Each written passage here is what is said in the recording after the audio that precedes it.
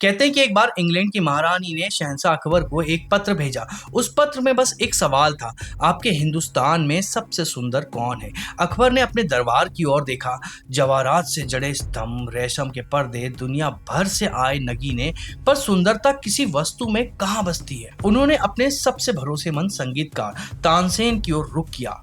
तानसेन, इस पूरे संसार मुल्क में सबसे सुंदर रूप किसका है? तानसेन ने अपनी आंखें बंद की, जैसे वो सुंदरता किसी दरबार में नहीं बल्कि अपनी आत्मा में खोज रहे हो। उन्होंने धीरे से कहा, हुजूर, सबसे सुंदर तो वृंदावन का एक ग्वाला है।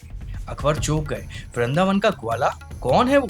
उसे दुनिया कृष्ण कहती है शहंशाह, उसका रूप ऐसा है कि चांद भी शर्मा जाए। अकबर ने जवाब में कृष्ण का नाम लिखकर पत्र वापस इंग्लैंड भेज दिया।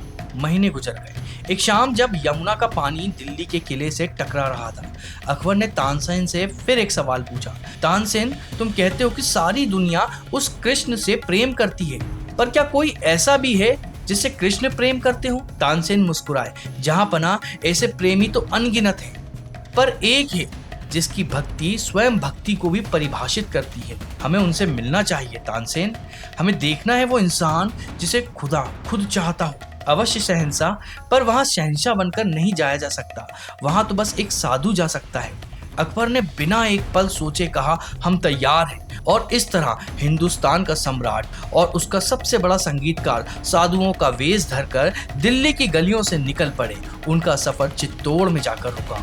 उन्होंने लोगों से पूछा, यह भक्त मीराबाई का महल कहाँ है? एक व्यक्ति ने दूर एक भव्य इमारत की ओर इशारा किया, पर जैसे ही वो दोनों महल के द्वार पर पहुंचे, पहरेदार ने उन्हें रोक दिया।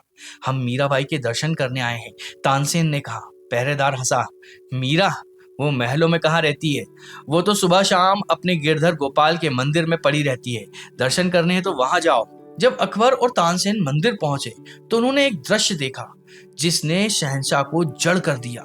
एक कोने में एक स्त्री बैठी थी जिसके वस्त्र साधारण थे, पर चेहरे पर एक असाधारण तेज था। उसकी आंखें बंद थीं और गालों पर आंसुओं की लकीरें सूख चुकी थीं। अकबर ने सोचा, यह तो एक रानी है, पर इसकी दौलत, महल या गहने नहीं, बल्कि ये आंसू है जो सीधे परमात्मा से बात कर रहे हैं। कुछ देर बाद मीरा ने आंखें खोली और अपने सामने दो साधुओं को पाया। उन्होंने बड़े आदर से उनका सत्कार किया। अकबर शांत रहे, पर तानसेन ने कहा, माँ, सुना है आपके गिरधर गोपाल को भजन बहुत प्रिय हैं। आज्ञा हो तो कुछ सुनाओ। मीरा की आंखों में एक चमक आ गई। तानसेन ने गाया। उनका संगीत दीवारों से नहीं, आत्मा से टकरा रहा था।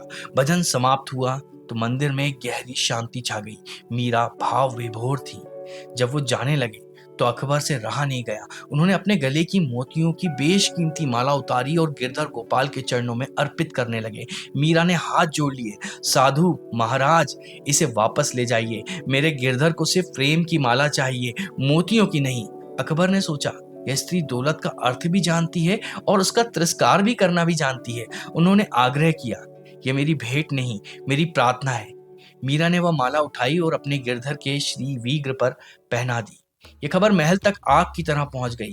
मीरा की ननंद उदाबाई राणा विक्रम के पास दौड़ती हुई गई। भाई साहब, आज कोई राजा मीरा से मिलने आया था। उसने मंदिर में बेशकीमती हार चढ़ाया है। जरूर कोई साजिश है। राणा विक्रम, जो पहले से ही मीरा की भक्ति से जलता था, गुस्से में मंदिर पहुंचा। उसने जब वो माला देखी तो उसका संदेह और गहरा गया।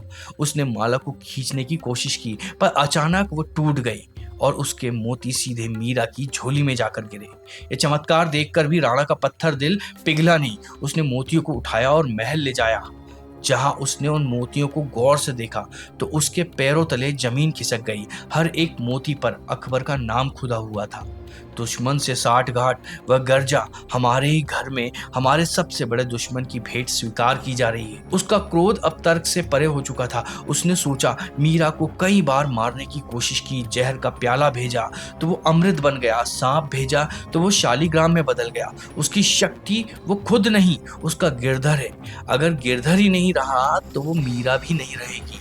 वह सिपाहियों के साथ मंदिर में घुसा। उसने मूर्ति को उखाड़ने का आदेश दिया। सिपाहियों ने पूरी ताकत लगा दी, पर मूर्ति टस से मस नहीं हुई। तब राणा ने और लोगों को बुलाया और सब ने मिलकर उस पाषाण प्रतिमा को उखाड़कर चित्तौड़ के तालाब में फेंक दिया। जैसे ही मूर्ति पानी में डूबी, मीरा को लगा जैसे उसकी सांसें ही डूब गई हों।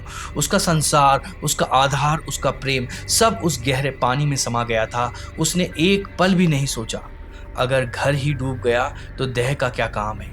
वह उसी तालाब में कूद गई। तालाब के ठंडे पानी ने उसे छुआ और एक चमत्कार हुआ। उसे लगा जैसे कोई उसे थाम रहा है।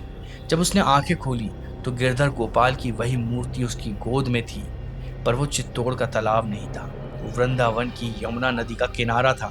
वह समझ गई यह उसके प्रभु का इशारा था, पर राणा का अहंकार अभी शांत नहीं हुआ था। समाज के दबाव में वह किसी तरह मीरा को वापस चित्तौड़ ले आया। अब उसका अत्याचार और बढ़ गया। मीरा का हर भजन, हर प्रार्थना कांटों की तरह उसे चुभ रही थी। जब पीड़ा असहनीय हो गई तो मीरा ने संत तुलसीदास जी को एक पत्र लिखा। गुरुवर, यहाँ रहकर भक्ति संभव नहीं है।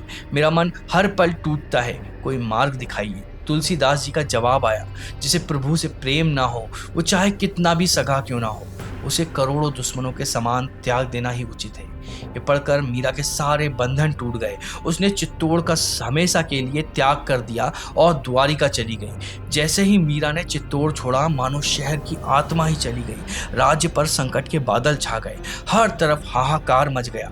तब ब्राह्मणों ने कहा, आपने भक्त को रुलाया है, अब राज्य आंसू बहा रहा है। जाइए, मीरा को मनाकर वापस लाइए, वरना सब कुछ नष्ट हो जाएगा। राणा ने ब्राह्मणों को द्वारिका भेजा।